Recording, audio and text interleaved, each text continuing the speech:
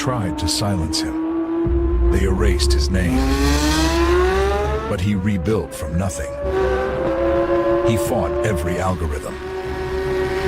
They tried again and failed. Now he's back, stronger. From blackout to spotlight, he's at the White House, at the top of his game. Franchi lives. You are about to enter another dimension, the dimension of truth, unfiltered and uncensored. Welcome to the Raw Feed with Gary Franchi. Truth ignites tonight. Narratives collide. Loyalty tested. The Raw Feed starts now.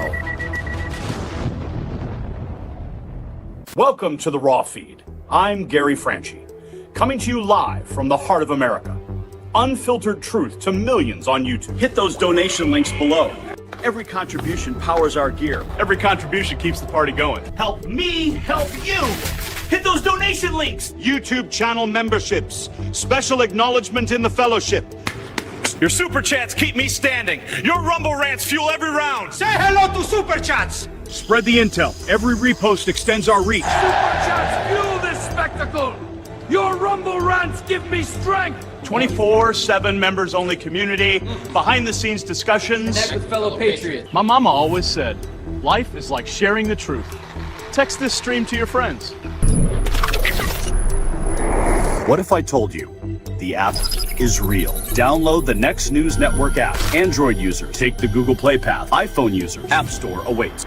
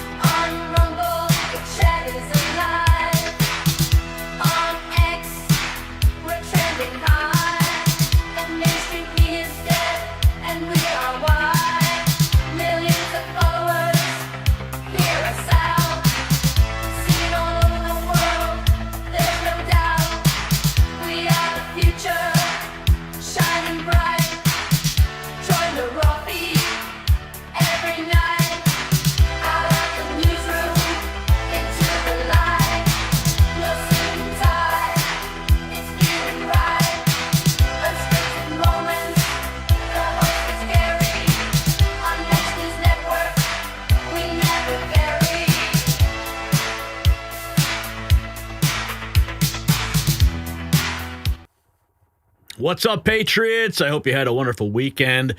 It's Monday here at the Next News Network, and the deep state just got caught red-handed, and they're scrambling to cover their tracks with the biggest media distraction in years. I'm Gary Franchi, and it's Monday's Raw Feed, where we expose the truth they don't want you to see. Tonight, we've got 5 explosive stories that prove the establishment's worst nightmares are materializing before their eyes. From forensic evidence linking the CIA to January 6th, to Ilhan Omar's shocking deportation confession, to Trump's pardon bombshell that has Obama running scared, we're witnessing the systematic dismantling of the deep state's house of cards. Now, let me take a trip back to November 10th, 1969. On this day in history, Sesame Street premiered on public television, a government-funded program designed to educate America's children. The show's creators promised to teach kids their ABCs and 1, 2, 3s. 56 years later, another government-funded media operation, the BBC, is teaching a very different lesson: how to manufacture scandals to protect intelligence agencies from exposure. Just as Sesame Street shaped young minds, today's state media shapes public perception. But unlike Big Bird's innocent lessons, the BBC's deception involves covering up potential federal involvement in the January 6 pipe bombs. And speaking of pipe bombs, our first topic tonight exposes the Blaze's forensic analysis showing a 94 to 98% gait match between the January 6 bomber and the CIA-linked Capitol police officer, suddenly triggering the BBC to admit to old crimes, right? Well, coincidence? Not when you realize the officer in question, Shauni Rae Kerkhoff, later worked for the CIA, and documents prove CIA bomb teams were at the Capitol that day. The BBC scandal isn't news, it's a smokescreen. Then we'll examine Chuck Schumer's shutdown disaster after weeks of theater. 8 Democrats defected, giving Trump total victory: $0 for illegals, $0 for Obamacare, and Senator Tim Kaine admitting he voted no without even knowing why. The shutdown was never about policy. It was an election stunt that backfired spectacularly, and they're actually debating it on the floor right now. And our third story might be the most shocking yet. Ilhan Omar, the Somali-born congresswoman who built her career on anti-American rhetoric, just declared she doesn't mind being deported. The White House response was swift. Then goodbye. As Omar dismisses the country that gave her power, Trump's deportation force is ramping up to 1 million removals per year. The irony is delicious. And then we'll dive into the Arctic frost meltdown. Trump just pardoned 77 Americans targeted by Biden's secret witch hunt, including Giuliani, Meadows, and Powell. Florida's attorney general is criminally investigating J.P. Morgan for helping the feds debank Trump media. With over 400 Republicans secretly subpoenaed, this makes Watergate look like jaywalking. Obama is suddenly warning about autocracy. Well, what's the translation? He knows the walls are closing in. And finally, we'll share a personal story of my own family in our celebration of my Aunt Annie's miraculous stroke recovery. Proof that even in these dark times, hope and healing prevail. The government's propaganda machine is working overtime tonight, but we're here to expose every lie, every cover-up, and every desperate attempt to hide the truth. From the BBC's orchestrated distraction to Schumer's failed shutdown gamut, from Omar's deportation dare to Trump's pardon counterattack, the swamp creatures are cornered, and they know it. So stay with me, Patriots. The next few hours will change everything you thought you knew about who really orchestrated January 6th. Let's welcome you to the show. We got Roger Thacker in the house, Karen Finley, Mrs. Potted Kenny, Scooby Dragon, James Fay. We got a couple super chats that just came in, I saw. Let's check in on those. James Fay, what's up? Dropping $5 out the gate on this Monday. And then we got Jeffrey Ross. He says, James Fay says, hello, N3 Patriots. Jeffrey Ross then dropping $10 as well. There's a man... What is he saying? There's a man coming round taking names. Jeffrey Ross, thank you for that. We're at $15. Our goal tonight is $100. Let's continue seeing who else is here. Sean Gunk, Bob Riesling, Claudia, E.T., Deborah, Martin S., Michelle, Fiaco. The gang is all filing in. So make sure you guys hit that share button. Send this out to your friends on text message. That is always the easiest way to share the stream. The dead shall be raised is here. Amen. Barry Electronics, Patricia Duff. Let's see. Bill's Rules, Tyson, Cindy, Karen, Kim, Wayne Manhart is here. Shun is here. Let's see. Deborah, Dave, Karen, Tyson, The gang is all filing in. Great to see y'all here. Hope you had a wonderful weekend. We got some news to get into, so let's just jump right into it, shall we, Brian?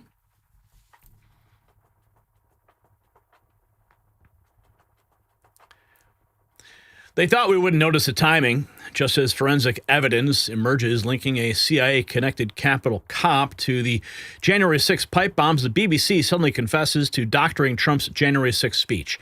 Directors resign, headlines scream, and the media goes into overdrive about a lawsuit. But here's what they're desperately trying to hide. A 94 to 98% gait analysis match that could expose the biggest false flag in American history. The intelligence community is running scared, and they're using their oldest trick, create a scandal to bury a bombshell. So don't look away now. And as we wrap up 2025, it's a good time to slow down and reflect on the year. If there is one thing that we've all learned, is that uncertainty isn't temporary. It's the world we live in now. Waiting for things to go back to normal isn't a plan, it's a gamble. For over a decade, my friends at Noble Gold Investments have helped Americans protect themselves and the people they love by diversifying their wealth with silver and gold. Look, no one knows what 2026 will bring, but one thing is for sure. In an uncertain world, real wealth isn't digital, it's physical, it's lasting, and it's yours. Before the year ends, take one smart step towards a safer future and visit nextnewsgold.com. That's linked down below, and get your free wealth protection kit, or you can call that number on the screen, 877-646-5347, and find out how you can get 10 one-ounce silver holiday coins with qualified accounts that will make great stocking stuffers this year. Now, 24 hours ago, Rahim Qassam posts, the CIA January 6 pipe bomber was also the first to fire into the crowd, which caused the original panic and rush, asking the question. This is the alleged J6 pipe bomber, quite angry there, shooting tear gas into the crowd on January 6th. Kenekoa the Great, this is all the talk right now. A 94% gait match to Shauni Kerkhoff looks far more damning when you realize the FBI traced the pipe bomber to the house right next door to hers just within days of January 6th. Investigators linked that address to both a Metro card used by the suspect and a vehicle that picked up the bomber on January 5th. Then the FBI reportedly pulled the agents, including Kyle Seraphin, off that lead. It looks like a cover-up. This is the headline story on Blaze Media. This is the story that they would not publish. After consultation within and outside government, they said, no, we're not going to publish the story. Well, now the story has been making the rounds all weekend, and it is quite explosive. And right on cue, the BBC is trying to bury any mention of January 6th by putting out their own story. Of course, who do you think is going to get surfaced in the search results when you type in January 6th? Right, exactly. State-funded media, not Blaze Media, but if you're here, you know better. We're going to get to the cover-up in a moment here, but this is the headline on Blaze Media. Former Capitol Police officer, a forensic match for January 6th pipe bomber, sources say. Steve Baker and Joseph Hanneman writing that story, dropping it just a couple days ago. The FBI, which failed to solve the case in nearly 5 years of investigation, but indicated it was closing in after Blaze News brought in its investigation to intelligence sources, was feet from Falls Church address of the pipe bomb suspect days after January 6, according to the Blaze News investigation. Former FBI special agent Kyle Seraphin realized Friday that he was doing surveillance next door to the woman now suspected of being the January 6 pipe bomber. Quote, the FBI put us one door away from the pipe bomber within days of January 6. We were deliberately pulled away for no logical or logically investigative reason. That's what Seraphin told Blaze News on Friday. And everything about that tells me that they were involved in a cover-up and have been since day one. He continues here and he says they were effing in on it. Seraphin proposed doing a knock and talk at the door of a Air Force civilian employee whose address was tied to a vehicle that picked up the bomb suspect in Falls Church, Virginia on January 5th, 2021. Seraphin's team spent 2 days watching the man, but Seraphin's request to go face-to-face with a person of interest was denied. The team was pulled off the case the same night. That's what he said. Seraphin said he has given the same details publicly since 2021. There's a personal reaction to it, he writes, or he states, which is the complete vindication that the things I've been saying and my recollection of being briefed on this stuff has been accurate for years, and I've never changed my tune. The FBI tied a D.C. Metro Rail smart trip card allegedly used by the pipe bomb suspect to an Air Force civilian employee, but determined that while the man purchased the card, he did not use it. The suspect allegedly used the card to travel from D.C. to a stop in Falls Church after planting the pipe bombs. The Air Force civilian employee had purchased the smart trip card a year earlier. Interesting. You buy a smart trip card a year earlier and you just hand it over to someone who's going to use it. The J6 pipe bomber mystery just blown open 48 hours ago. This is posted. A new investigation by The Blaze says a forensic gait analysis found 94 to 98% match between the pipe bomber suspect, former Capitol police officer who later worked for the CIA. Sources say investigators were one door away from her early on, then suddenly backed off. The suspect, Shauni Rae Kerkhoff, served in the Capitol Police before joining the CIA. If true, this changes everything we've been told about January 6th. The FBI raided hundreds of peaceful protesters, but the one who planted bombs outside the DNC and RNC still walks free.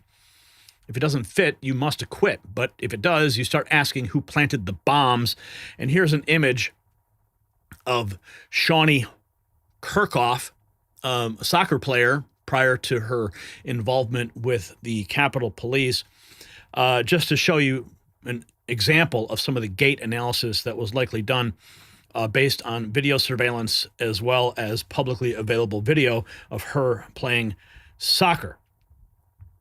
Even Rasmussen reports 48 hours ago, good morning. The extent of multi-agency evidence tampering and cover-up is here.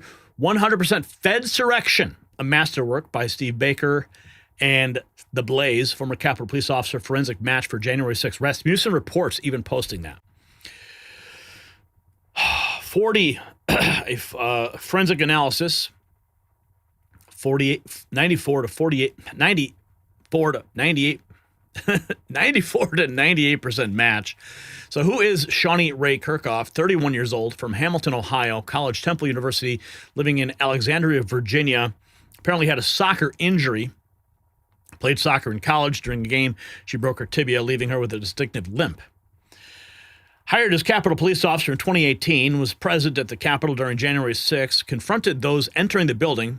She also testified to Congress during the January 6 investigation. Current employment, security detail for the Central Intelligence Agency. 9 hours ago, continuing with the gait analysis. So who really planned the January 6 insurrection? OPOA writes, my guess, it's Pelosi and Obama, etc. Well, certainly lines up because Nancy Pelosi had full operational jurisdictional control over the Capitol grounds, which included the locations where the bombs were planted and, of course, the evidence that was suppressed. And if you want more information, go to my interview that I did just the other day with Ivan Raiklan. We posted it on Sunday in full, as well as a deeper analysis on Friday. So make sure you go back and watch those if you have more detailed questions regarding the jurisdiction. So there are some new developments. This is 5 hours ago. Real America's Voice, Julie Kelly explains what they saw over the weekend, claiming the gait analysis has come out to determine the planting of the evidence. Let's listen. Device and exposing all of this, Kamala Harris's presence, the law enforcement ties of the woman who discovered the RNC pipe bomb. I found the video that showed bomb sniffing canine units, not once but twice, right near the DNC device. So look, few people want to know the identity of the person or people who set those devices. But what we saw happen over the weekend was and there is, you could see law enforcement after the alleged device was found. And as you guys know, it was right in between those two benches under that bush.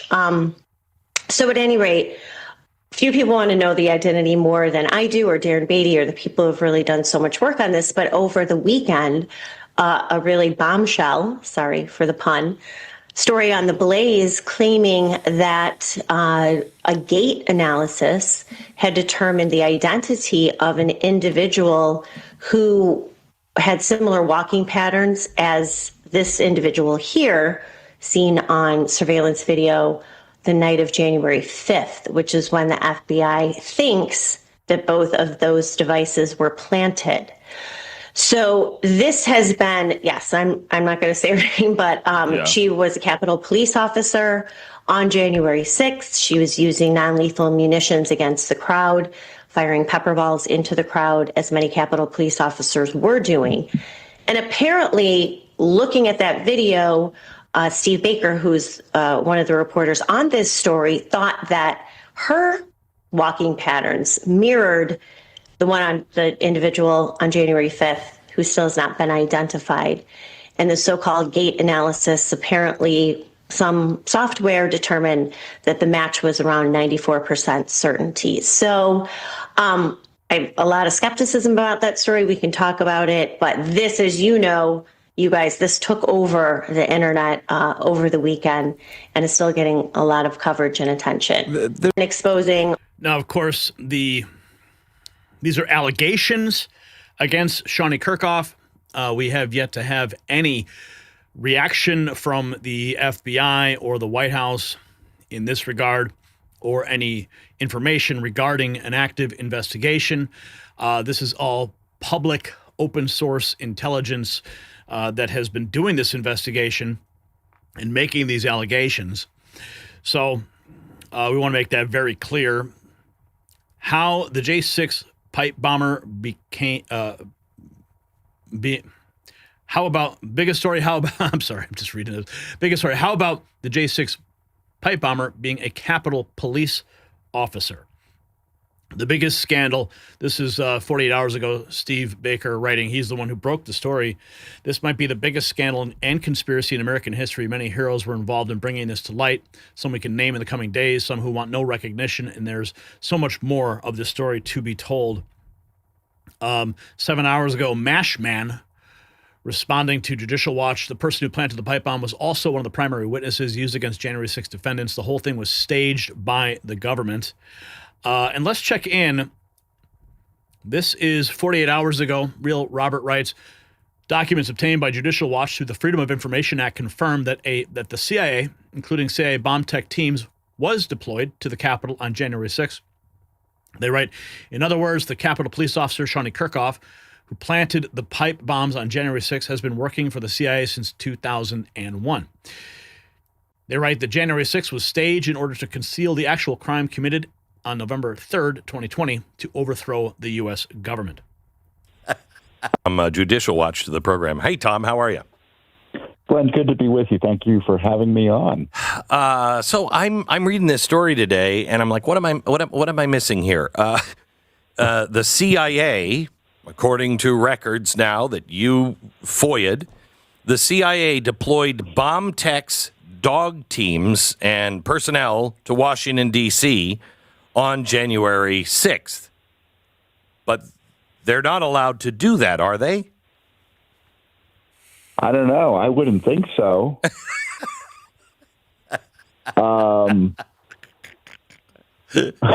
You wouldn't think so. Yeah. You know, what's weird about this is we didn't get it from the CIA. We got it from the ATF. So we asked for records, right? And they sent us, well, first of all, they didn't give us anything, so we had to sue in federal court. So that's almost a year ago now. And then we get this batch of records showing these text messages from ATF people saying they had bomb tech teams with them over at that site where the pipe bombs were. I think it was, I'm not sure if it was, it looks to me like the DNC site at least.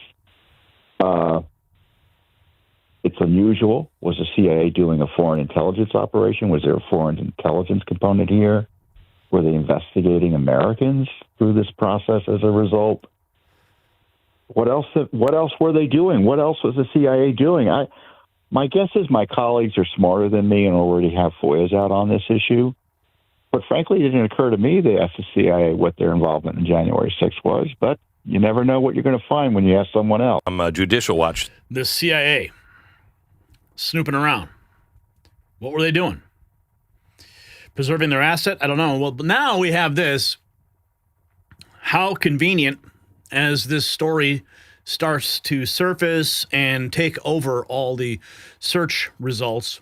If you're on X and you're paying attention, you're typing up January 6th. Well, you might just end up stumbling upon what the BBC has been talking about. The BBC has become an activist beacon of partisan views, Alan Miller writes. From falsely editing President Trump's speech, trans issues, Gaza, ULEZ, lockdowns, net zero, free speech, protests, hugely partisan, and it reports it as news. The public is sick. LBC, his litigation lawyers are never having a quiet day as Trump threatens legal action against the BBC. They go live with their instant reactions over on LBC. Great Britain News. There could be serious ramifications for the special relationship. GB News political commentator Olivia Utley reports on Donald Trump threatening the BBC with legal action and the potential political impact of it. State visit from... Well, absolutely. And I'm fascinated in what Keir Starmer makes of all of this. He has spent a lot of the past year trying to cozy up to President Trump, trying to get various deals between the UK and the US. We saw that a state visit from President Trump recently where Keir Starmer was sort of touching his shoulder, bending down to pick up some papers that Donald Trump has dropped. He is desperate to get in Donald Trump's good books. And contrary to what many people thought, obviously, these two men are very, very different animals. The President of the United States and the Prime Minister of the United Kingdom have formed what seems to be quite a close bond. But that's what passes for news as the January 6th pipe bomber takes over on X, but BBC pushing their own January 6th narrative at this time. Right on cue, 10 hours ago, they're seeking to regain trust amongst audiences, GB News writes. National reporter there, Will Godley, speaks live from Broadcasting House as BBC chair apologizes for an error in judgment over the Trump edit.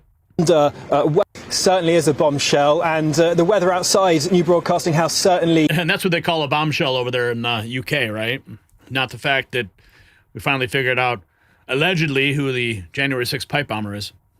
Dramatic, lots of rain, but perhaps the atmosphere inside New Broadcasting House just as dramatic as well, with this apology now out in the open and lots more details in the apology underway as we now, the BBC saying what the purpose of that edit in the panorama was. They said the purpose of editing the clip was to convey the message of the speech by President Trump on Capitol Hill on the 6th of January. They said at the time it didn't attract significant audience feedback, but the points raised by the Standards Committee at the time were passed on to BBC Panorama and the teams who make the programme. So BBC scrambling to cover for deceptive editing practices on January 6th, the day after the pipe bomber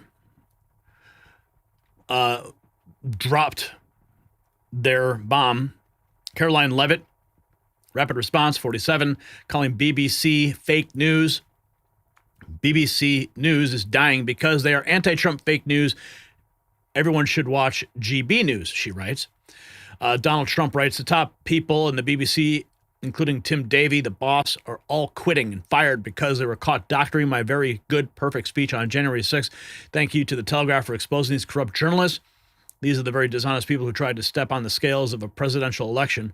On top of everything else, they are from a foreign country, one that many consider our number one ally. What a terrible thing for democracy. James Freeman says, this is why BBC is done for. BBC's Nick Robinson this morning defending the BBC, claiming that it is the most trusted news organization in the UK and probably in the world. He goes on to imply, this is a witch hunt. This is why we need to close the BBC, he writes. So you can see President Trump going after the BBC, but still no response from the FBI or the White House regarding what happened with that pipe bomber.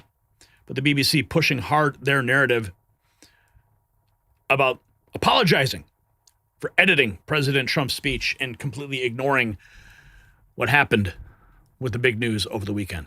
If you got value from this report, tap subscribe. My final thought is next. See, this is not journalism. It's intelligence agency damage control at its finest. When the Blaze exposed that gait analysis matched to Shauni Rae Kerkhoff by 94 to 98%, a former Capitol cop who mysteriously landed at the CIA, the establishment hit the panic button. Within hours, a years-old story from the BBC editing scandal magically becomes front-page news. Top executives resign over ancient history, while the real story, federal agents potentially planting those pipe bombs, gets buried under manufactured outrage. This is how the deep state operates. When caught, they don't deny, they distract. They flood the zone with lesser scandals to protect the bigger lie. So here's my question for you. Do you believe the BBC scandal timing is just coincidence? Yes or no? Let's have a conversation in the comments below. And while you're at it, check out our merch shop, linked in the description. Real gear for real patriots who see through the propaganda. All right, looks like we got a couple super chats that come through. Wayne Manhart dropping a super sticker. Thank you so much for that, $10. And Jeremiah Sherwood dropping $10 says Todd Blanche needs to be fired. If Kash Patel is compromised, then him too. Replace him with patriots who won't be compromised. Make sure President Trump knows. Keep up the good work, Gary. Thank you, Jeremiah, for your super. What, Brian? Yeah. Oh, interesting. Well, that sucks. Okay. Let's check in with the latest here.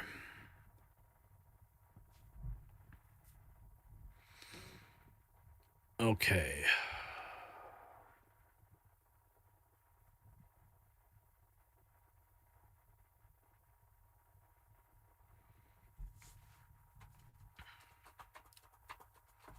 Brian, reset the shot. And we can go. Chuck Schumer just got caught in the biggest political blunder of his career. For weeks, Democrats blamed Trump for a government shutdown they orchestrated. Federal workers suffered, airports ground to a halt, and the media screamed about Republican chaos. Then the truth emerged. 8 Senate Democrats defected, the government reopening, and the mask coming off. The actual debate is occurring right now. What they called a healthcare crisis was actually an election stunt. One Democrat senator even admitted voting no without even knowing why. Another confession slipping out on the Morning Joe. The shutdown was designed to bury crime statistics from blue cities. The whole thing was theater, and America was the stage. So stay tuned. And just like Schumer's shutdown collapsed when the truth came out, your skin's natural defenses collapsed without proper collagen support. In a groundbreaking clinical trial, women who took 2.5 grams of collagen peptides daily saw their skin transform in just 8 weeks. 25% reduction in eye wrinkle depth. That's real change that you could see. 9% improvement in elasticity. 29% boost in hydration. While politicians play games with your future, you can take control of your health with BioTrust Ageless Multi-Collagen. 5 premium types of collagen work together to rebuild what time breaks down. Get 51% off at healthwithgary.com, plus free VIP coaching, a free skin nutrition ebook, and free shipping. Visit healthwithgary.com today. You'll find it linked in the description. So, as we have the defectors from the Democrat Party, now we have the Senate voting to officially begin the debate on legislation to reopen the federal government, shut down for 41 days. 7 Democrat senators voted yes. Cortez, Masto, Fetterman, Durbin, Hassan, Kane, and Rosen, Shaheen, and King voted yes with Republicans. So the debate is going on. The Senate is voting now to officially begin debate on legislation to reopen the federal government, shut down for 41 days. A simple majority is now needed. The Senate moves towards reopening government. The Senate began debate on ending the 36-day shutdown with likely passage Monday night. We can only hope so. The bill includes back pay for federal workers, but Democrats aren't backing down on the health care subsidy demands. Mario Nafal continues here. Patty Murray of Washington, Democrat. I have no intention of letting Republicans off the hook. Meanwhile, Trump is asking the Supreme Court to extend the pause on blocking full SNAP funding for 42 million Americans. Solicitor General John Sauer called it a tragedy of Congress's creation while asking justices to maintain the block. So this is only the beginning. Democrats also admitting the shutdown was only used to fight Trump. This is on Fox. Listen. Democrat. Apparently, there's some steps on the table to shorten the process that it will take to get this back into the House, get it passed there, and then go to the president. Will we actually see those steps taken to speed this up? Hopefully, Harris. I mean, this shutdown has dragged on for over 40 days. Democrats, in their meltdown over the last 12 hours, basically have admitted that they did this in order to try and fight back against Trump, and they used the American people as leverage. And unfortunately, they've created chaos at our airports for those Americans that rely on SNAP and WIC, and for those federal employees that have not received a paycheck in over a month. It's outrageous, and they deserve every little bit of criticism they are getting because of what they've done to the American Lawler? people. So I hope procedurally it moves quickly, and that when we're in D.C. On Wednesday, we get this done. Apparently. So it looks by Wednesday we may have the final answer. The Senate right now started an hour ago. Senate begins a series of votes on the deal to end the shutdown. President Trump 3 hours ago in the Oval Office talking about air travel. Why? When the government can guarantee to Americans that travel is going to go back to normal once the government... That travel is? Oh, yeah. It'll go better than normal. You know why? When the government reopens... Yeah, sure. It'll be much better than normal because we're buying the most sophisticated avionics and, technology for our control towers. And we didn't have that. We had a guy named Buttigieg. Edge, they say is the best way. Just say two edges, like off the edge of a cliff, which is where they were taking us, by the way. Edge was the Secretary of Transportation, and he spent billions of dollars trying to patch together our air traffic control system, which was a conglomeration of all different systems in all different cities. They had hundreds of companies working on it, and they were spending billions of dollars. And when they turned it on, it didn't work. It didn't even work a little bit. That's why you had a helicopter crashing into an airplane, that if we had a great system, bells and whistles would have started going off.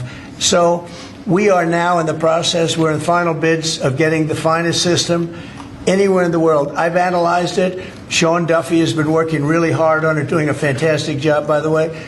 And over the next 2 or 3 weeks, we'll be handing out the finest air traffic control system anywhere in the world. All the towers will be equipped. They were going copper wire into glass wire into other types of wire. And if you knew anything, copper wire doesn't work with glass. Glass doesn't work with other substances. And they spent billions of dollars, and when they turned it on, nothing happened. Okay? We're getting the most sophisticated, all brand new. Every control tower will have the same exact system. It'll be the most sophisticated system by far in the world. And what we've done is we've looked around other countries, and we've taken the absolute best systems in every different form, because there are different. You have lots of different companies like IBM and Raytheon and a lot of great companies. They're all bidding, and we're going to pick the best one, and it'll get built relatively quickly. And we are going to have the greatest air traffic control system anywhere in the world. We can guarantee to Americans that air travel is going to come back even better than it was before. Here's President Trump discussing a dividend to middle-income people, $2,000. Tariffs to we're going to issue a dividend to our middle-income people and lower-income people of about $2,000. And we're going to use the remaining tariffs to lower our debt. We're going to be lowering our debt, which is a national security thing. So we're doing a lot of good work. And the numbers were reported so incorrectly. The real numbers are trillions of dollars have been taken in or gotten in terms of investment from the tariffs. And so if that were ever reversed, it would be a disaster. Frankly, it would be a national security problem for our country. And nobody thinks it's going to be reversed. I think we had a very good court case. As you know, it's before the Supreme Court right now. But if that were ever reversed, people are saying, oh, it's $1 billion. Some people said, oh, it's $2 billion. Well, that obviously we can handle very easily. But this is trillions of dollars we're talking about in terms of the tariff income and all the investment income that's come into our country. We're going to issue a dividend. Dividends coming to Americans. What will you do with that $2,000 check? Here is a question being asked of the president in the Oval Office. Do you approve of the deal that's happening on Capitol Hill to end the shutdown? They want to. You mentioned the senators that are here, Mr. President. Do you personally approve of the deal that's happening right now on Capitol Hill to end the government? Well, it depends what deal we're talking about. But if it's a deal I heard about, that's certainly, they want to change the deal a little bit, but I would say so. I think based on everything I'm hearing, they haven't changed anything, and we have support from enough Democrats. and we're going to be opening up our country. It's too bad it was closed, but we'll be opening up our country very quickly. Opening up our country very quickly. Over the weekend, Air Force One made a stunning flyover as the Commanders and Lions battle at Northwest Stadium in Maryland. Yes, the crowd goes wild. Look at that beautiful plane doing a flyover. Democrats admitting they shut down the government over the election. Oh, this is Harry Sisson?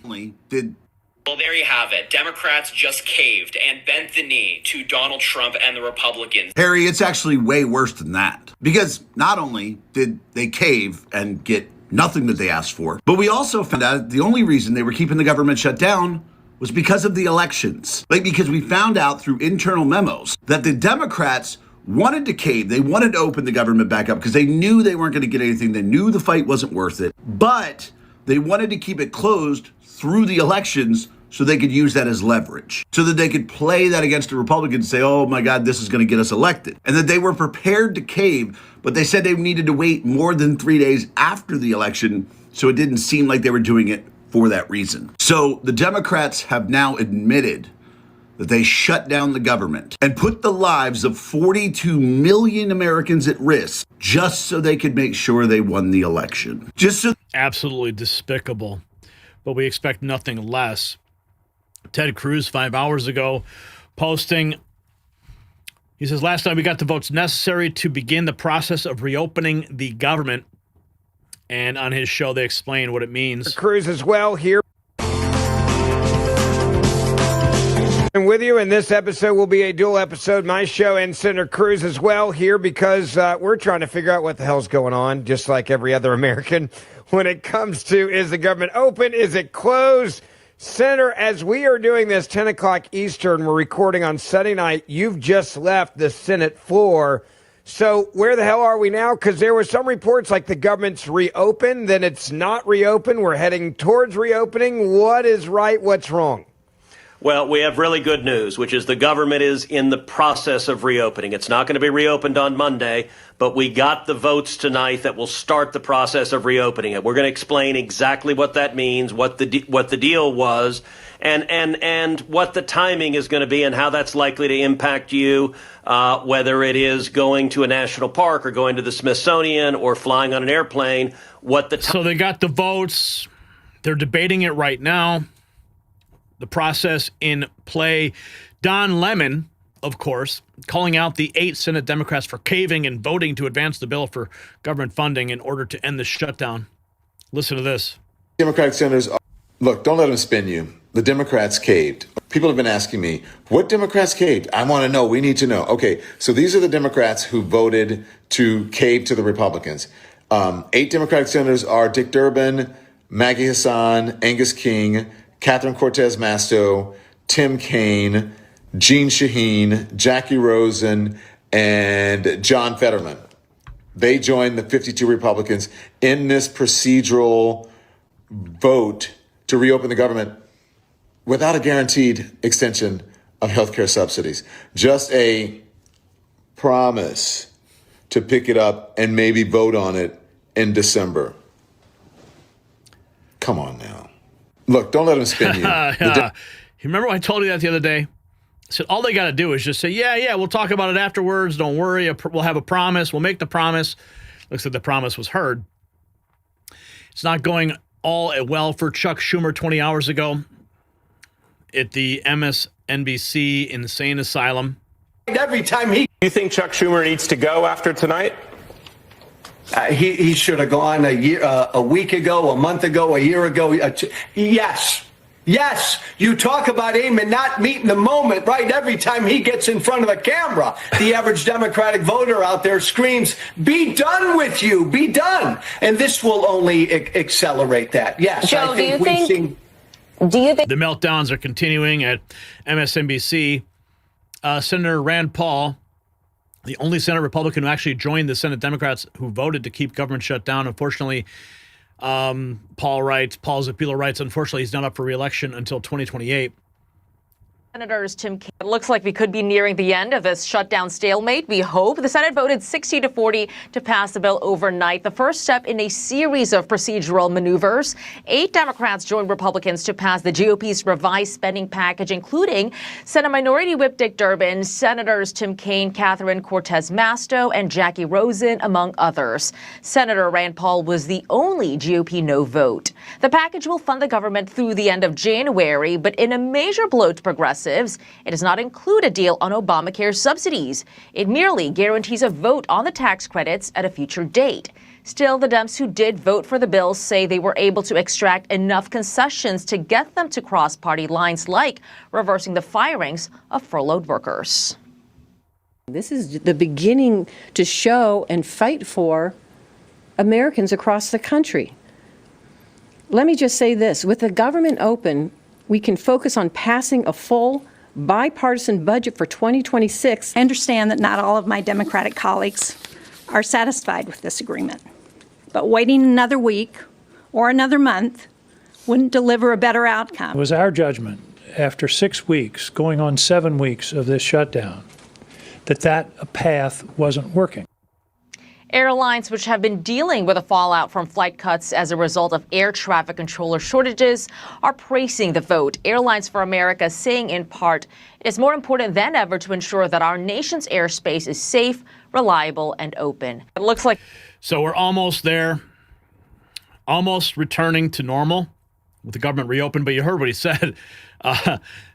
It's all gonna happen again in January. Tim Burchett, 12 hours ago, says this was all about power and control and hatred of Donald Trump. Absolutely. Hey, everybody, Tim Burchett. Out with the dogs here this morning.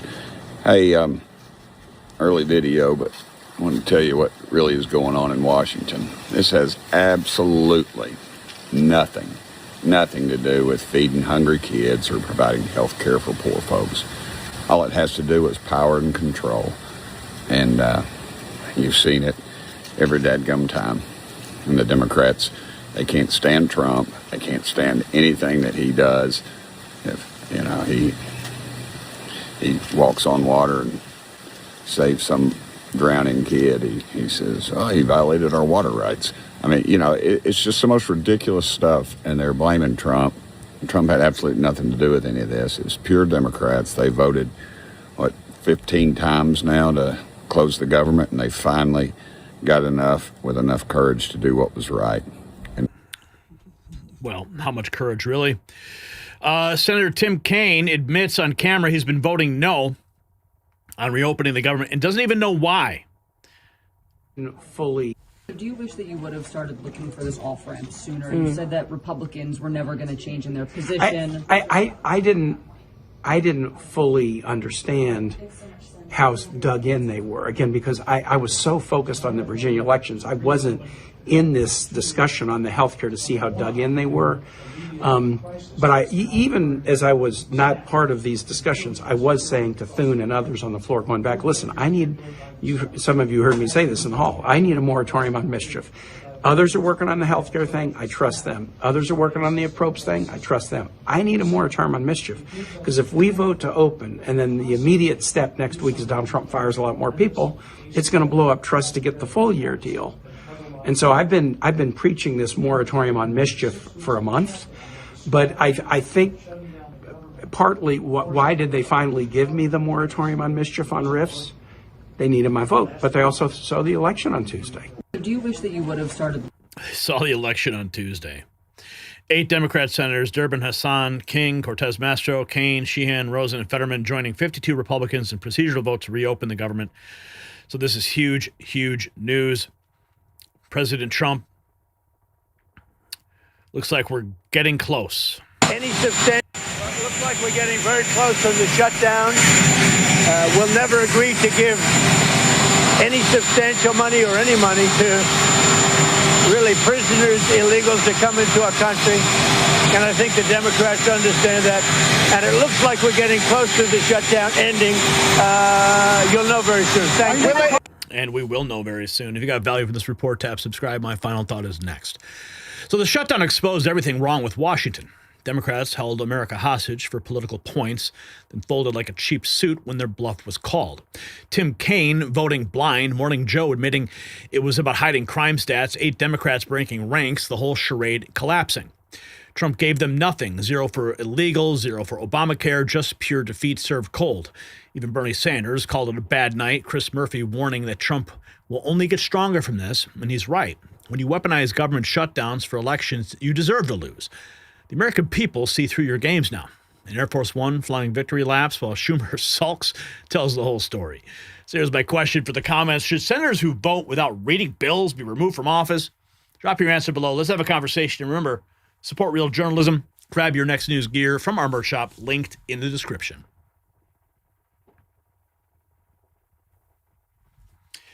All right.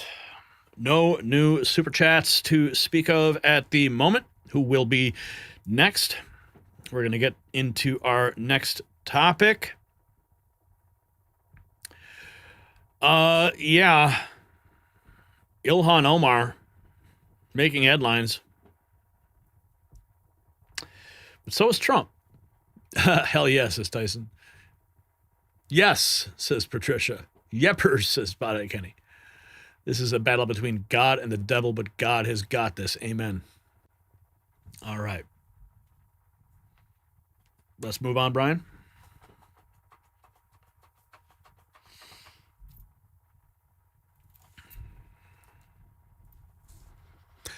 A sitting member of Congress just made the most shocking statement in American political history. Ilhan Omar, the controversial representative from Minnesota, declared on camera that she doesn't mind being deported and can live wherever she wants.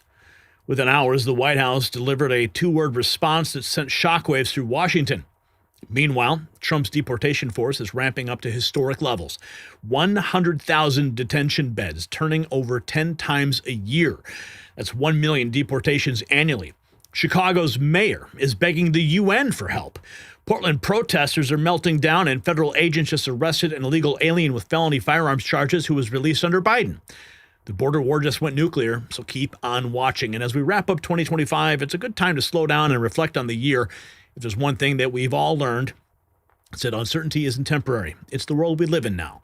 Waiting for things to go back to normal isn't a plan, it's a gamble. And for over a decade, my friends at Noble Gold Investments have helped Americans protect themselves and the people they love by diversifying their wealth with gold and silver. Look, no one knows what 2026 will bring, but one thing is for sure. In an uncertain world, real wealth isn't digital, it's physical, it's lasting, and it's yours. Before the year ends, take one smart step towards a safer future and visit nextnewsgold.com. It's linked down below and get your free wealth protection kit. Or you can call that number, 877-646-5347, and find out how you can get 10, that's right, 10 1-ounce silver holiday coins with qualified accounts. So here is the moment that Ilhan Omar put her foot in her mouth. Conservatives are demanding Ilhan Omar flee the U.S. or face immediate deportation after she admitted she does not care if she's sent packing. I'm grown. I can live wherever. Listen. Away my citizenship. I mean, I have no worry. I don't know how they take away my citizenship and like deport me, but I don't even know like why that's such a scary threat. Like, I'm not the 8-year-old who escaped war anymore. I'm grown. My kids are grown. Like, I can go live wherever I want. I mean, I have no worry. Oh, yeah. Well, looks like the White House has responded to those remarks. We've got it here. Ilhan Omar says she wouldn't mind being deported and that she can live wherever she wants. The White House responds with a firm stance, then goodbye. If an elected official speaks with contempt about her own position and the country she represents, she doesn't deserve to remain in it. Order and institutional respect come first. So the White House responding, then goodbye, Ilhan. Then goodbye. Well, we're going to have to wait and see if the White House takes her up on that offer and sends her out with all of the other people who are getting deported. So much is happening right now. Over in Chicago, the illegal alien who opened fire on ICE agents over the weekend before fleeing has now been arrested. A breaking update right now to a story that we've been reporting all afternoon. A suspect is now in custody in connection with Saturday's shooting, targeting Border Patrol agents in this mess in Chicago. DHS says he is a criminal illegal alien from Mexico with a prior felony. Senior correspondent Mike Tobin joins us live from Chicago with the breaking news on this. Hi, Mike. Hey, Martha, that is the breaking development that Border Patrol agents, or federal agents, I should say, now have a suspect in custody for firing at Border Patrol agents on Saturday. The video we have is after the shots were fired. People mobbed to the scene. Chicago police showed up to control the scene. But DHS says Saturday morning, Border Patrol agents were operating in the predominantly Hispanic Little Village neighborhood when a man drove up in a Jeep, opened fire, and drove away. No one was shot, but investigators collected shell casings and video from the scene. It was a joint investigation of the FBI, ATF, and Chicago police. That suspect is from Mexico and, again, in custody. Suspect in custody. Homeland Security, 5 hours ago, criminal illegal alien from Mexico has been arrested in relation to Saturday's shooting targeting Border Patrol agents in Chicago. Suspect has previously been convicted for aggravated unlawful use of a weapon or vehicle, felony possession of a weapon, and illegal entry. Here is Greg Bovino, CPB Chief Patrol Agent. Involved. There is a suspect in custody, and according to Tobin's reporting there, you just heard, they have been able to confirm he is also an illegal alien in this country. That's right, Sandra. And John, thanks for having me. It's good to see you. This is indeed an illegal alien that had a prior felony conviction for firearms. I just got off the phone with the FBI. They're doing a fantastic job alongside ATF and Chicago Police Department to wrap this case up pretty quickly. Within 48 hours, they already have a suspect, and they're pursuing additional leads now. Pursuing additional leads. Latin gangs, 1 hour ago, Nick Sortor writes, Latin street gangs in Chicago are ordering members to shoot on sight when ICE is conducting raids. DHS officials tell Fox. Suspects in custody. Federal agents here in the Chicago area are on alert tonight, following word they are being targeted by leaders of a major street gang. This comes as Border Patrol agents are attacked by an individual shooter. Senior correspondent Mike Tobin has the story here in Chicago tonight. Chicago police get caught in the unrest in the Little Village neighborhood after DHS says a man drove up in a Jeep and fired shots at Border Patrol agents. Back. Now, after shell casings and video were collected from the scene, multiple agencies tracked the shooter and a suspect is in custody. An illegal alien that has a past felony conviction for firearms. This suspect's in custody, and they're pursuing leads based on this suspect. It appears he was in the Jeep and he was armed. DHS released pictures of federal vehicles damaged after at least 4 were rammed this week, and others were pelted with bricks and cans of paint. And Border Patrol agents were alerted that the street gang, Latin Kings, directed their membership to shoot on sight. Federal agents operating as part of Operation Midway Blitz. A shoot on sight threat for federal law enforcement, that's extremely concerning to us. We actually put that out on an intelligence bulletin to all federal law enforcement, especially Border Patrol.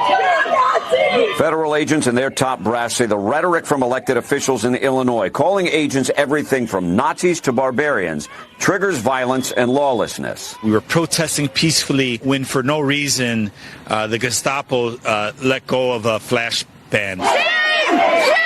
Leaders in Washington anticipate more violence as people in the neighborhoods are encouraged to form mobs, record with their phones, and make noise each time agents make arrests. It's really disgusting in the fact that they keep trying to turn the tables on ICE with this crazy rhetoric that makes us out for being the bad guys for doing a law enforcement mission. Now, last week, U.S. Oh, you see what's going on in Chicago? Meanwhile, the Trump administration has zero tolerance policy ramping up for narco-terrorists bringing poison into our country. This just in from the Department of State. We're not going to, and the president's made clear, we're not going to continue to allow these cartels to flood the United States with drugs. To every terrorist thug smuggling poisonous drugs into the United States of America, please be warned that we will blow you out of existence. You want to stop these? We will blow you out of existence. Yeah, so maybe those Latin kings should think twice before they start to open fire, because it's only going to get worse for them. ICE just arresting 8 hours ago Ahmed Neni, an illegal alien from Mauritania, who was released into our country by the Biden administration. He had a commercial driver's license from Michigan and employed by a Dearborn-based trucking company. Gretchen Whitmer is giving our CDLs to foreigners who don't speak English or understand our road signs. 10 hours ago, acting ICE Director Todd Lyons on the search for the savage who shot at immigration agents in Chicago. They're out there scouring all leads, surveillance footage, and we're going to find them. And, of course, they have now been brought to justice. Here we have a man, Paul Zupilla writes, a man who points out how even more security has been added to the border wall. Out where it meets the Pacific Ocean, barbed wire has been added behind the Mexico side of the wall, though this man then foolishly suggests illegals could cross in the water. There is so much more border security right now. I'm on the U.S.-Mexico border right here, and they have added this barbed wire to the other side. So right down here, we're in Mexico. That's the ocean right there. This is the big wall separating the U.S. and Mexico. And they put in all of this barbed wire. This was not here last time. So you can see it goes all the way down this way. It's like rusty, super nasty. And that is new. This was not here last year. And this is really hard to cross. So like you can see, I can't fit my head through here. Nobody can really like get through. My shoulder can't get through here. It would be very difficult. And then they've got these kind of like things up here. You couldn't get over to the other side. But there actually is kind of a way. If it's low tide, there's something you can do. So this goes out into the sea. I'm gonna come right over here and show you. It goes out into the sea, and you see this is playas in Tijuana. This is like a nice kind of beach area, people hanging out. But that is where it ends. And this is low tide, but it can get lower tide actually. And you could easily, I'm sure if you can swim a little bit, even if you can't, it probably can't go up to much more than your waist. You could easily cross around right there and get to the other side. But they have made it so much more difficult adding in all that barbed wire. I don't know who would be crossing this, literally over because it's so difficult right now. But now there's barbed wire on the other side. They're just like adding on to it, getting real serious. Yeah, it seems like that would be like, obviously the weakest link in that wall. So I'm sure that they have Border Patrol Station waiting to find out. Secretary of War Pete Hegseth just 12 hours ago writes, yesterday, at the direction of President Trump, 2 lethal kinetic strikes were conducted on 2 vessels operated by designated terrorist organizations. Vessels were known by our intelligence to be associated with illicit narcotics smuggling, were carrying narcotics, were transiting along a known narco-trafficking route in the Eastern Pacific. Both strikes were conducted in international waters, and 3 male narco-terrorists were aboard each vessel. All 6 were killed. No U.S. forces were harmed. Under President Trump, he writes, we are protecting the homeland and killing these cartel terrorists who wish to harm our country and its people. More declassified footage. This is becoming so commonplace right now. Wow, look at that. Holy cow, that thing went up.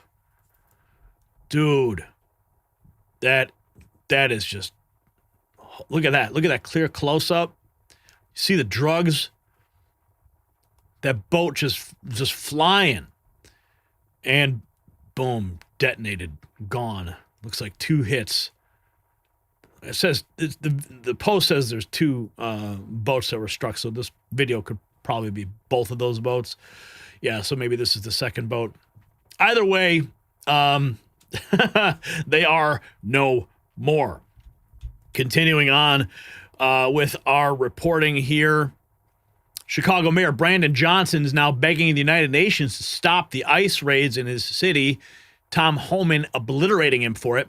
Homan dropping truth bombs 24 hours ago. Federal government's Mayor Brandon Johnson is asking the United Nations to intervene to stop your operations. Here is what he said before the UN Human Rights Council. Listen to this. The federal government's immigration enforcement has been marked by violence and an assault on the dignity of all Chicagoans. I call on this council to hold the federal government of the United States to the same standards of accountability you apply elsewhere in the world. No country should be above international law. I urge the Human Rights Council to consider additional measures of accountability, including a special session to examine the worsening human rights crisis in the United States. Tom, this is just pure lunacy, but what is your reaction to all of that? He just proved he's not that smart, right? I mean, asking the United Nations to talk, interfere with ICE enforcing U.S. law, it's like asking an arsonist how to stop a fire. Because the UN, remember, the IOM, the part of the UN, helped fund the mass migration during the Biden administration 4 years, spending millions upon millions of dollars helping that migration, international migration, come to the United States. So, the United Nations is not going to tell President Trump what to do. President Trump was put in office on the promise of making this country safe again, on the promise of having the historic deportation operation. That's exactly what America is getting. Every criminal alien ICE and Border Patrol takes off the street makes this country safer. We have the most secure border in the history of the nation right now because of leadership, President Trump, the men and women of the Border Patrol, and because ICE, what ICE is doing in the interior every day, they've sent a message across the globe. Don't spend your life savings, cross the border illegally, think you're going to get away in the United States. Because of what ICE is doing, people aren't spending their life savings, putting themselves in harm's way. Thousands of people aren't dying making that journey. Thousands of Americans aren't dying from fentanyl because of that secure border. But the actions of the interior, the ICE and Border Patrol, has a lot to do why we have the most secure border in the history of this nation today. And you're doing such a great job, How Tom. ironic Kevin. that you have Brandon Johnson calling for the United Nations intervention. President Trump sending in ICE and Border Patrol to clean up the city of all the illegals, the same illegals that Brandon Johnson said the city could not sustain when Texas was sending them up, right? That's the first part of irony. Second part, Brandon Johnson screaming about these ICE and Border Patrol agents, and then what? He wants the Blue Helmet United Nations to come in and stop it? Oh, so the UN troops are okay, but our own troops enforcing our own laws is not. Yeah, Brandon Johnson completely off his rocker. And Tom Homan says it plainly. Yeah, he just proved he's not that smart. If you got value for this report, tap subscribe. My final thought is next. You see, this moment reveals everything about loyalty and citizenship. A woman who fled Somalia was given refuge in America, elected to Congress. Now she says she doesn't care if she's deported. That's not just disrespect, it's betrayal. And while Omar dismisses the nation that saved her, Trump's enforcement machine is delivering justice. Ahmed Nini, illegal alien with firearms charges, arrested. Tom Homan promising 1 million deportations. Secretary Pete Hegseth ordering 2 lethal kinetic strikes on cartel vessels smuggling narcotics, taking the fight offshore.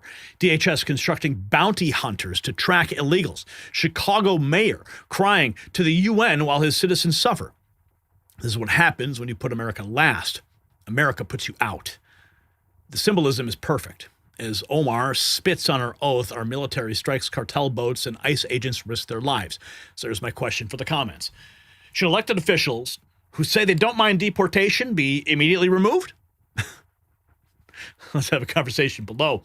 And you grab your Patriot gear at our merch shop. You'll find it linked in the description.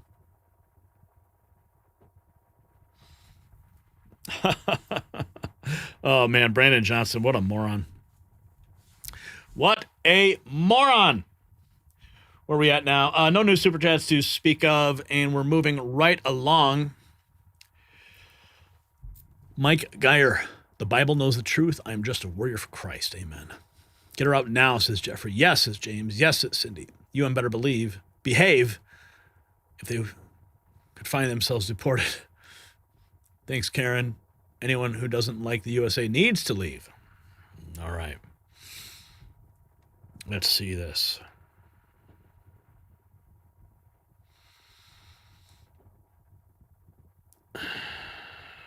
Okay.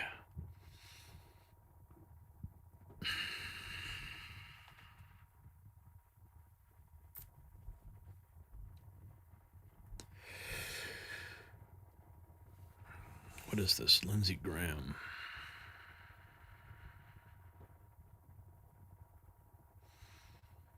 Lindsey Graham. Where is the Lindsey Graham? This is on Getter?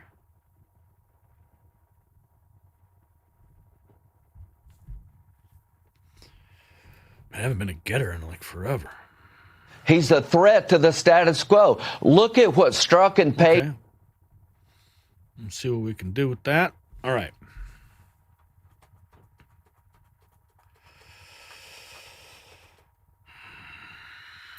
Okay, Brian, let's go. President Trump just detonated a political earthquake that has the deep state running for cover. 77 pardons issued to Americans targeted under Operation Arctic Frost. Biden's secret witch hunt that makes Watergate look like jaywalking. Rudy Giuliani, Mark Meadows, John Eastman, Sidney Powell, all pardoned. Florida's Attorney General launching criminal probes into J.P. Morgan for helping Jack Smith debank Trump media. The kicker? Trump media didn't even exist during January 6th. Representative James Comer says the evidence shows this weaponization could be worse than Watergate. Over 400 Republicans secretly subpoenaed, and now Obama's crawling out of the shadows, warning America about autocracy because he knows what's coming. The frost is melting fast, so don't miss this. And just like the deep state's frozen grip on justice is finally thawing, your body's collagen production freezes up as you age. But there is a solution that actually works. In a groundbreaking clinical trial, women who took 2.5 grams of collagen peptides daily experienced a 25% reduction in eye wrinkle depth in just 8 weeks, 9% improvement in skin elasticity, 29% boost in hydration. While the establishment's lies unravel, you can rebuild your skin's foundation with BioTrust Ageless Multi-Collagen, 5 premium types working together to restore what time takes away. For a limited time, get 51% off at healthwithgary.com plus free VIP coaching for life, a free skin nutrition guide, and free shipping. Visit healthwithgary.com and reclaim your youth today. Now, Lindsey Graham, November 9th, 2025. From the Russia collusion hoax to the Arctic Frost operation, there was a calculated effort. Lindsey Graham with Maria Bartiromo. Here's to liberalism. Video. He's a threat to the status quo. Look at what Strzok and Page said in 2016. Surely to God he won't win. He should lose $100 million to nothing. These are the people in charge. Let's just go to the. There we go. He's a threat to liberalism. He's a threat to the status quo. Look at what Strzok and Page said in 2016. Surely to God he won't win. He should lose $100 million to nothing. These are the people in charge. James Comey was told by the CIA, we have intel that Clinton is behind the idea that Trump's a Russian agent. He never told the FISA court that. The man who gave the Steele dossier provided the information, recanted to the FBI in January of 2017, and they still got warrants against Carter Page, acting like he was part of a conspiracy with Trump to help Russia. He's a threat. The calculated effort to destroy President Trump is completely falling apart. Here are the Arctic Frost targets. Yep. President Trump issuing pardons to Rudy Giuliani, John Eastman, Mark Meadows, Tyler Bauer, Sidney Powell, Jeffrey Clark, and several others. Here is the list. Doesn't look like an auto pen signature on that, does it? Nope. That looks like a authentic President Trump signature, but this is an astonishing list. You can see some of the names here. For any conduct relating to their efforts to expose voting fraud. This includes, but is not limited to, look at this. Look at all these names. President Trump. There's Sidney Powell. You know, she was up in front. A lot of that. Here's some more names. Wow. Jeffrey Clark. Wow. Bill Feehan, Carolyn Fisher, Harrison Floyd, Clifford Frost, Kay Goodwin, Rudolph Giuliani, Mark Hennessy, David Hanna. Wow, look at all these names. All these names. President Trump, boom, issuing the pardons to all those folks. And here we have James Comer showing Arctic frost and Biden-era law enforcement weaponization could be more serious than Watergate ever was, posting this 10 hours ago. He says, we only know Democrats weaponized the law against Republicans, including President Trump, because Congress exposed it. It must never happen again. Listen. And when you listen to Democrats talk about Watergate, you listen to college professors talk about Watergate, the liberal media talk about Watergate, they all describe Watergate as one of the biggest, if not the biggest, abuses of power by the federal government ever, especially to spy on your political opponents. Well, what that judge authorized dwarfs anything that Richard Nixon may have done back in the Watergate days. I mean, this was a very organized spying ring to try to hurt Donald Trump. This is proof the deep state's real, and the deep state isn't just bureaucrats that work in these intelligence agencies. It's also liberal judges and left-wing media outlets that all conspire together. The judges sign the warrants. The deep state issues the warrants. They spy on the Republicans and the conservatives and President Trump, and then they leak to the media disparaging comments to try to create false narratives. So I think this judge should be held accountable.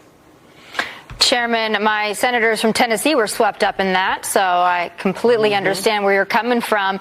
Turning now to another scandal, there are a lot of them. A federal grand jury has subpoenaed John Brennan, Peter Strzok, Lisa Page as part of the DOJ's investigation into the origin of the Trump-Russia hoax. This comes as new documents in the case against James Comey reveal he emailed extensively with his friend about Hillary Clinton, even saying she will be, quote, grateful for the decisions once she becomes president.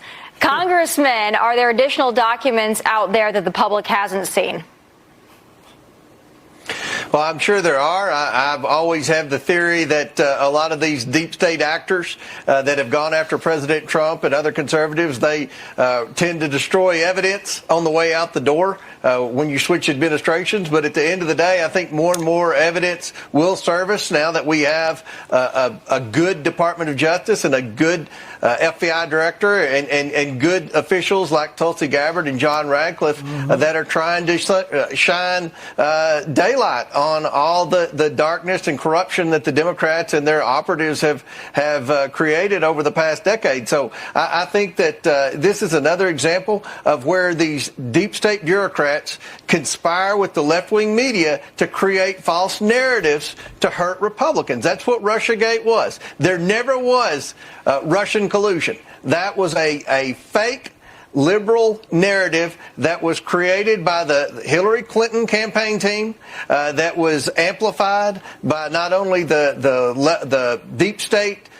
left-wing bureaucrat activists in the FBI and the Department of Justice, but their allies in the liberal media. So I think the American people hopefully will understand what President Trump's gone through with all of these hoaxes.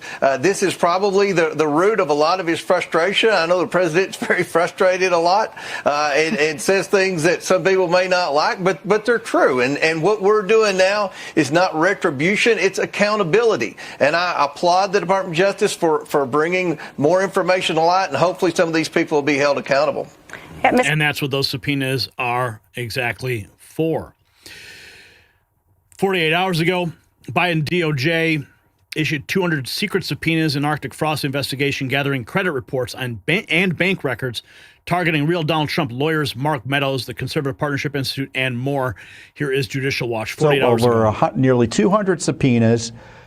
Everybody and their mother was targeted here.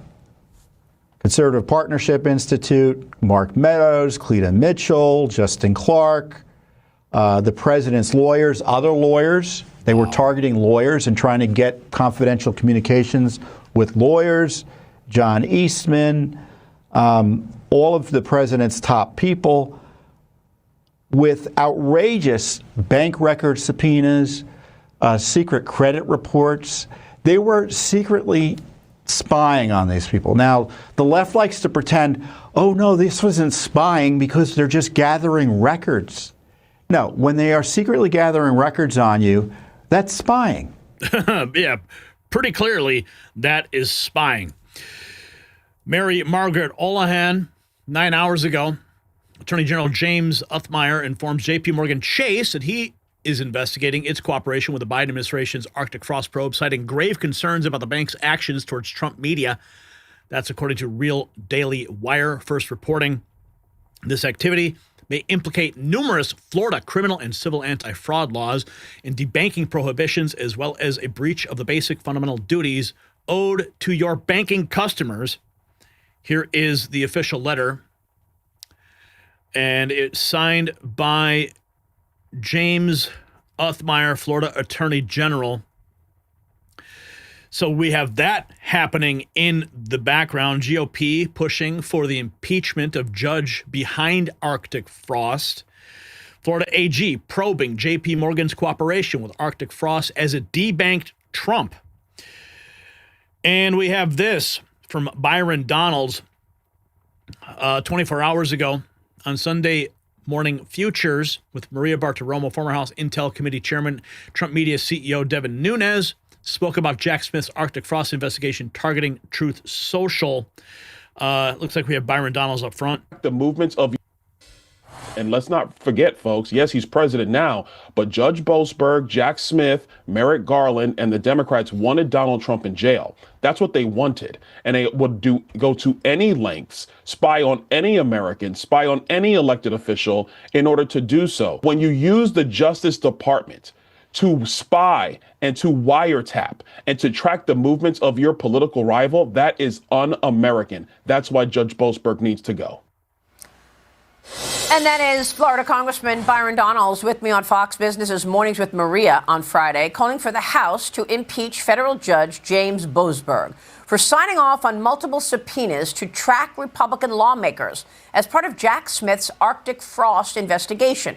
The same judge who also worked on the Russia collusion probe. Now, Attorney General Pam Bondi revealing that Biden's Justice Department seized President Trump's official cell phone from his first term. And they issued a subpoena for the president's personal call logs as well, as part of their Arctic Frost probe. Bondi did not say which phone carrier received the subpoena and if that company complied or challenged the subpoena. Joining me now with more is former California Congressman Devin Nunes. He exposed the Russia hoax 7 years ago on this program with me here while serving as the House Intelligence Committee chairman. Devin, it is great to see you. Thank you so much for being here today. You are also the chairman of the President's Outside Advisory Intelligence Committee, and we appreciate you being here. Can you talk to us a bit about what happened to Truth Social and Trump Media and Technology Group during this Arctic Frost investigation? Yeah, Maria, thanks for having me. And one would think that Trump Media would not have been caught up into Arctic Frost at all, largely because, Maria, we just became a public company in 2024, and we were nowhere around in 2021 on January 6th. So why would Trump Media be subpoenaed at that time during this investigation? It doesn't make any sense. And, you know, furthermore, when you look at this, J.P. Morgan, should they have complied with this, knowing that we weren't around? They had to know that our company wasn't around on January 6th. We were never notified. Trump Media Company wasn't notified. Now, what do you mean about? Tell me about J.P. Morgan. What are you saying about J.P. Morgan?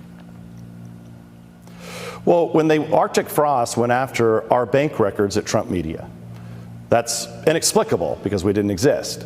So what reason did they have to go after us? But I think furthermore, why did J.P. Morgan target us and not tell us? We're a Florida company.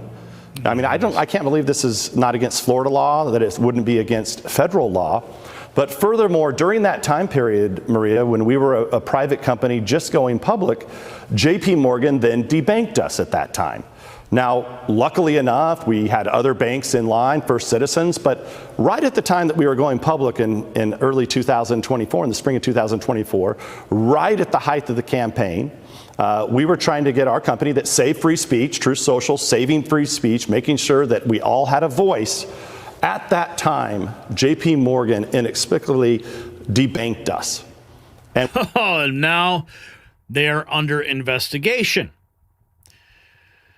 Assistant Attorney General Harmeet Dillon confirms FBI Arctic Frost records under review for potential legal violations after Special Counsel Jack Smith subpoenaed records for 400 Republican individuals communications. Several whistleblowers have come forward to Congress with records from Arctic frost. This is an investigation that shows Special Counsel Jack Smith and his team had 197 subpoenas that sought testimony, records, and communications from at least 430 Republican individuals and entities. Are you investigating Arctic frost? Being a lawyer, I have to put out my disclaimer. My old law firm is on that list of targets because we represented the Republican National Committee and the Trump campaign and President Trump. And so we were among those targets. And so anything having to do with that, of course, I'll be recused from. But it is something that we are looking at. And just to cite the relevant statutes, 18 U.S.C. 241 and 242 concern violations of civil rights and conspiracies against rights. Even though I'm a conservative, even when I was a law clerk, I remember being extremely concerned about Fourth Amendment violations. I believe it is very important that people's civil rights and the presumption of innocence be maintained, and unreasonable searches and seizures are a violation of the Constitution, and we take that very seriously. Jack Smith's conduct, as I have seen so far, is deeply concerning to me, and there are professional and ethical norms that apply to lawyers and prosecutors. And I think some of those may have been transgressed here. So I cannot say exactly what we're looking at right now, but I'm deeply. But you are you're reviewing the Arctic frost records I am to see if there are reviewing any legal violations. That is correct. Oh, yeah. Here we go, baby. If you got value from this report, tap subscribe. My final thought is next. Yes, this is bigger than Watergate, and everybody knows it. Arctic frost wasn't law enforcement. It was political persecution disguised as justice.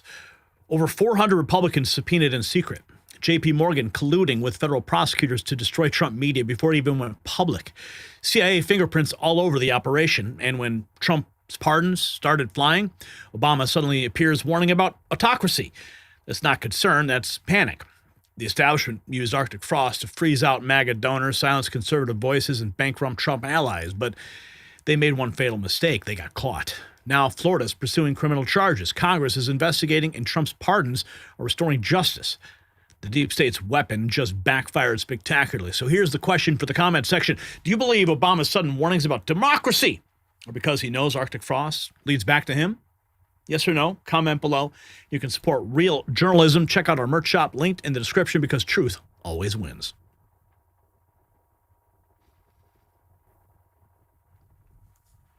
All right, moving right along. No new super chats to speak of. It's kind of odd for a Monday, but we'll take what we can get here at the Next News Network. We appreciate you guys. So, Brian, if you could just cue up that video. We got some beautiful news to report.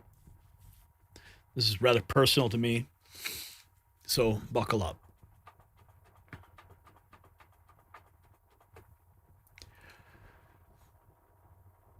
Sometimes in the midst of political chaos and national turmoil, God reminds us that he's still in control. My family just experienced something doctors are calling medically impossible. My Aunt Annie suffered a massive stroke this fall.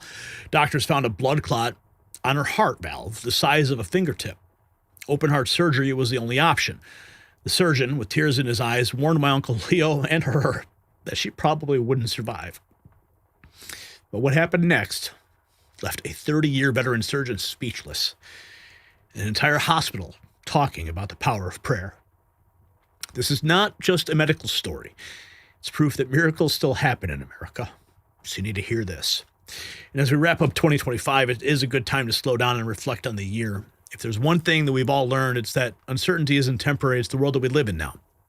Waiting for things to go back to normal isn't a plan, it's a gamble. And for decades, my friends over at Noble Gold Investments have helped Americans protect themselves and the people they love by diversifying their wealth with gold and silver. Now, look, nobody knows what 2026 will bring, but one thing is for sure. In an uncertain world, real wealth isn't digital, it's physical, it's lasting, and it's yours. Now, before the year ends, take one smart step towards a safer future and visit nextnewsgold.com and get your free wealth protection kit today. Or call that number on the screen, 877-646-5347, and ask how you can get 10 one-ounce silver holiday coins with qualified accounts. Now, over the weekend, my aunt and uncle stood before their congregation and share the testimony of my Aunt Annie's healing. An absolute beautiful story that you need to hear. We're going to play you what happened, and I'll share with you some of the insights on the other side. Brian, roll it. This morning we have an opportunity just to hear a testimony of how God that's been so personal in someone that goes to this church's life, and how God has impacted her and her family. And so I'm just going to invite Annie and her brother Leo to come on up here, and let's just give it up for them as they come and share their story with us.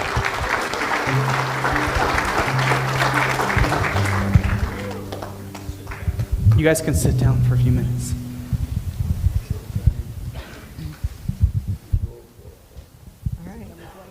Okay, here we go. It's all about him, not about me. What he did for me, I will just never forget. And I just want to praise him, give him all the glory for everything he's done in my life. But it wasn't for just me, it was for many others. And I'm sure we'll know someday for who all those people were. But anyhow, I guess we start off with the testimony. Here we go. September 20th on a Saturday night. I woke up during the night. I hadn't felt good for the couple days before that, but Saturday night I woke up and got up probably 2 in the morning, whatever, and I was in the kitchen and everything started spinning on me and I went down. I mean, it was a hard fall. Thank God I didn't break anything. Thank God I was able to get myself back up, but then again, went back to bed. I've had vertigo before, so I thought maybe that's what it was. So got up again, fell into the wall, went back to bed at some point, and the next morning I woke up and had double vision. I mean, severe double vision. I couldn't. At that point, Ann told us she was sick, so we went over to see her, and I did that, the classic check for stroke. I checked her face if it was drooping and squeezed her hands and didn't, you think you're supposed to, but what I missed was, and this is really important if you ever you find yourself in the situation, she had double vision, and it was double vision would have told us. And the wobbliness that she had was all signs of a stroke, but I missed that part of it. I was looking for a facial droop or some paralysis. So just keep that in mind. Yeah. So Leo took me to Condell Hospital in Libertyville, number 1 trauma center. I feel good there. They checked me out. I thought, I'd go home that day, but I didn't. They checked me in, and there I was for the next 17 days, and in bed, couldn't move, didn't want me to do anything. They were going to send her home after about 5 days because they couldn't find the source of the blood, the stroke, and they were going to send her home on blood thinners and call it a day. I told them, don't do that. I said, stay with her and find the source of those blood clots. And they did. And they found a blood clot on her mitral valve after putting an ultrasonic esophageal ultrasound through her esophagus. They found a blood clot on the backside of her heart that the MRI missed, and it was as big as the tip of your pinky finger, attached to her mitral valve. Very, very dangerous. Well, we didn't know that at the time how dangerous it was. I figured, we were dealing with 3 departments, neurology, cardiology, and this surgical team. And they weren't seeing eye to eye, but anyhow, we finally came to a date where we were going to do surgery. And I had a peace. I figured me and God are going to get through this somehow. Hard recovery, but still I'd get through it. And so at that point, the surgeon comes in. I'm in a holding room before the surgery, and the surgeon comes in to talk to us. And that's where the reality of what was going on hit. At that point, your prayers, everyone's we could feel your prayers that were coming from here. Even the Bikers for Christ showed up and filled her whole room up. Now, filled my room the up. Moped for Christ people, they all ran out of gas in Grace Lake. but we'll forgive them for that. But so the doctor came into the... It's a holding area before surgery. I hadn't even been prepped yet or anything, so he came in and he looked so distressed. I mean, tears in his eyes. Tears in his eyes. Yeah. The surgeon.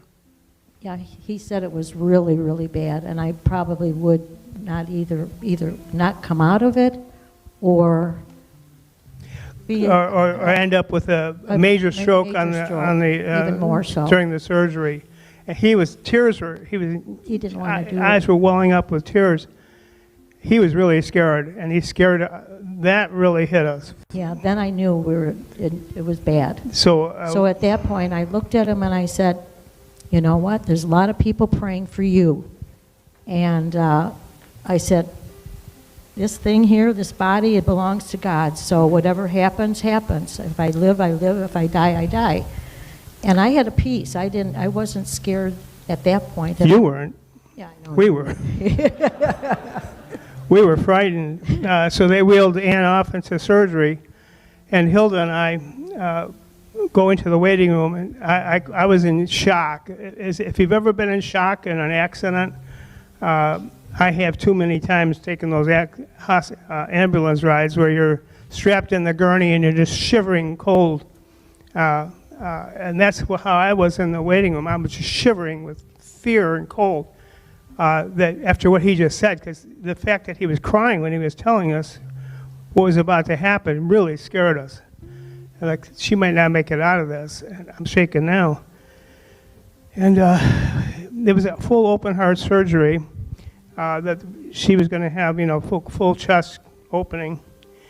And it was supposed to take 5 hours. They had her on the table, all prepped. They had the intubated tube. They had the nerve block, ready to make that first cut. And they, just as a part of protocol, is to go in one more time with the esophageal ultrasound and take a look at the target. And they did. And the doctor comes running out to the waiting room.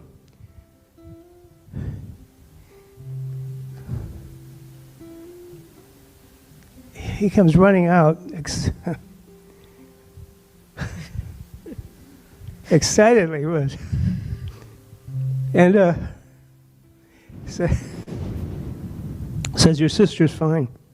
There's nothing wrong."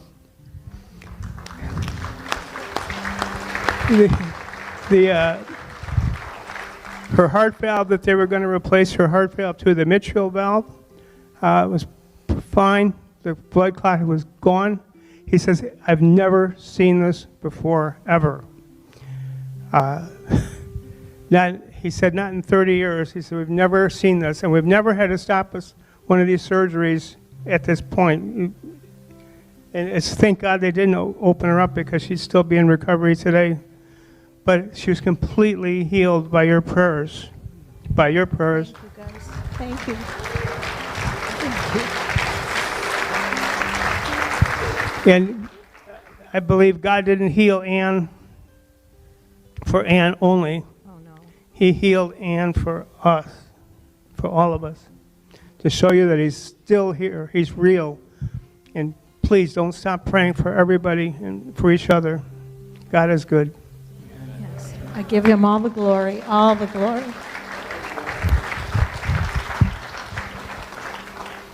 How long were you supposed to be in recovery for? Was it like 6 months or something crazy like that? Open heart surgery is probably 6 months. Yeah. But the doctors, and it's cool to see just how that testimony reverberated throughout the entire hospital of what God did.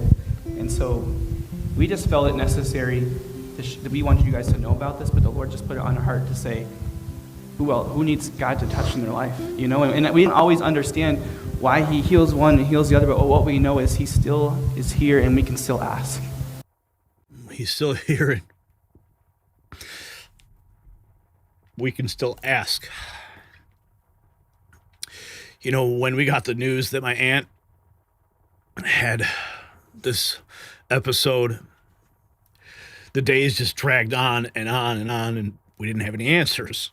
And then it seemed like the news just kept getting worse. And finally, like, came the day that she had to go to surgery. My wife went to the hospital and was there. The text messages are flying. Prayers flying too.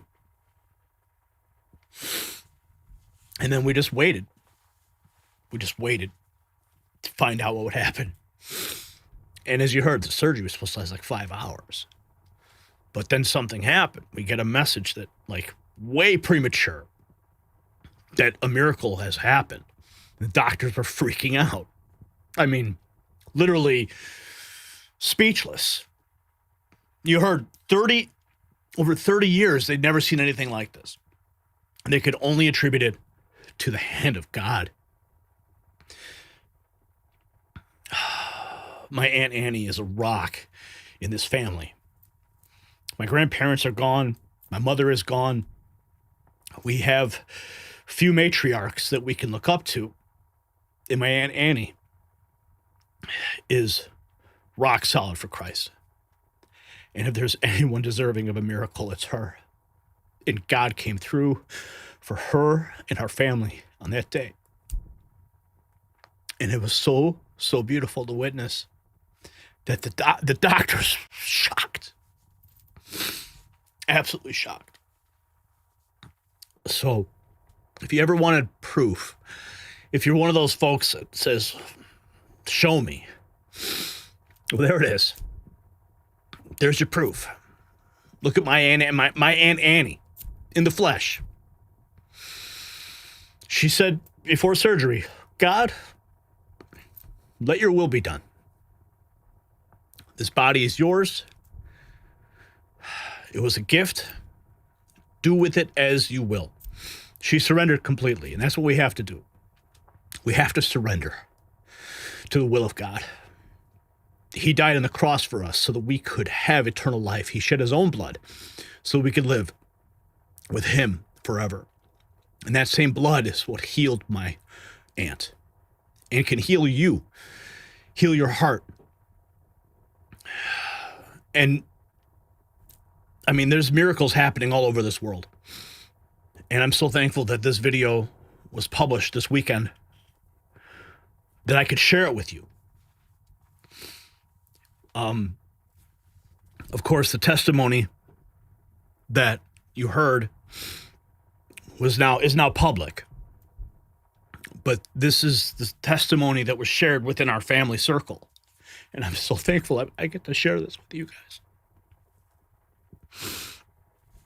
And I wanted to share a couple other miracles that we tracked. If you remember that Catholic church shooting, young girl, Sophia Forches, now welcomed back by her classmates after making a miraculous recovery. The Catholic church shooting, God healing her. Even on Fox and Friends, all the prayers she had in Minneapolis played an enormous role because people don't survive like this.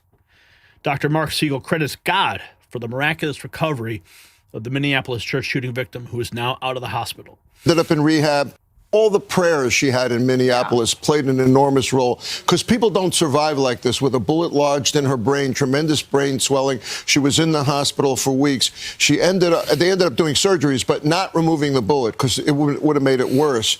She ended up waking up. She ended up in rehab. They're working on her speech, and you saw in the setup, she was walking out of the hospital. That's a medical miracle. And I remember, seeing her father online saying, it's day 5. Please pray for her. Please pray for her. I mean, they were completely surrendered to this was in God's hands, and they were calling out for prayers, and they got them.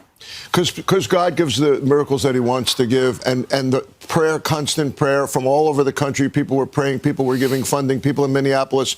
God answered these prayers, and it's very often that he does. We all have miracles where God is answering us. My family is living testimony to that. Even Victor David Hansen talking about John Fetterman, of all things. Talk about miracles. He says he's very astute. I don't know what happened to him. He had a terrible stroke. And then he had a debate with Dr. Oz. He was like Joe Biden. And then he makes a miraculous recovery. And in that recovery, he says some new neurons were reconnected. And as a result, he's changed from a hard leftist to a centrist. He's very astute. I don't know what happened to him. He had a terrible stroke. And remember that debate with Dr. Oz? He was unable. It was like Joe Biden. And he made a miraculous recovery. And in that recovery, some new neurons were reunited. They were reconnected. And the result was he changed from kind of a hard leftist to a centrist. He's very astute. So even miracles can happen with Democrats. If you got value from this report, tap subscribe. My final thought is next. You know, I've covered corruption, exposed lies, and fought the deep state for years, but watching my Aunt Annie's miracle unfold reminded me why we really do this work. When that surgeon ran out crying, saying the clot had vanished, I was overjoyed. Our family praised God. The entire cardiac unit witnessed something that they could not explain. 30 years of medicine, and the doctor had never seen anything like it. My aunt told him before surgery that her body belonged to God, and God showed up. So while we fight political battles and expose government evil, sometimes heaven breaks through to remind us who's really in charge. This miracle didn't just save my aunt, it strengthened our entire family's faith. So let's have a conversation in the comments. Now here's a question. Have you witnessed a miracle? Changed your life? Share it below. Let's remind each other that hope is real. You can support our mission here. Visit our merch shop, link in the description.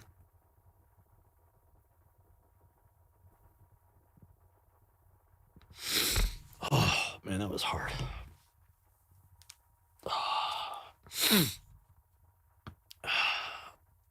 No one can stop God. Amen. Amen. Yes, take a deep breath. God works in mysterious ways. Amen. Kentucky trailer, I felt 50 feet, crushed half my skull and face when I was 16. 57 now. Praise Jesus. Amen. Jeremiah dropping $20. Thank you for that support. Thank you for sharing this testimony to give glory to Jesus Christ, our King. May God bless you, Gary, and may God bless the Next News Network, and he is. Thank you, Jeremiah. So, Patriots, what a night and what a show. What a time to be alive and fighting for truth in America. We start with the BBC's pathetic attempt to bury the Blaze's bombshell that 94 to 98% gait analysis matching, linking to a CIA-connected Capitol cop to the January 6th pipe bombs. They thought that a years-old editing scandal would distract us from federal fingerprints all over that false flag. Well, they thought wrong. The truth is walking right into the daylight. No amount of media manipulation can stop it. Then we exposed Chuck Schumer's shutdown scam for what it really is, an election stunt that collapsed harder than Biden's approval ratings.